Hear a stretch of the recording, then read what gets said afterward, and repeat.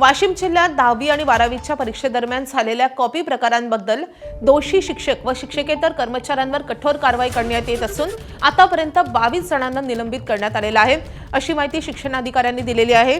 आपले प्रतिनिधी मनोज जयस्वाल आपल्या सोबत आहेत। मनोज, नेमकी काय कारवाई केली झाली आहे?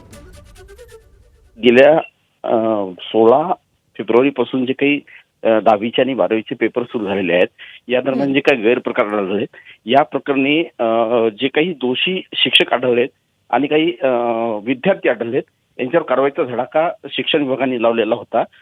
सर्वात महत्त्वाची बाब म्हणजे वाशिम मध्ये मैनागिरी विद्यालय येथील 581 विद्यार्थी आणि 27 शिक्षक यांच्यावर कारवाई केल्यामुळे कुठंतरी राज्यभरातच खळबळ उडाल्याचं चित्र पाहायला मिळत होतं। यानंतर कुठेतरी माध्यमिक शिक्षण विभाग आहे यांनी कारवाईचा धडाका लावत काही शिक्षकावर कारवाई सुरू केली आहे। साधारणतः 22 शिक्षक आहेत, त्याच्यावर आजतारी कारवाई करण्यात आलेली आहे आणि 51 प्रकरण सगळे जिल्हाभरात घडलेले आहेत। त्या संदर्भात आताही कारवाईचं सत्र सुरूच असणार आहे।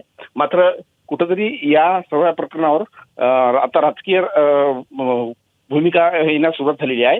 शिक्षक आमदार असतील त्यांनी आता विरोध केलेला आहे। आता पुढे काय काय होते हे पाहावं लागणार आहे।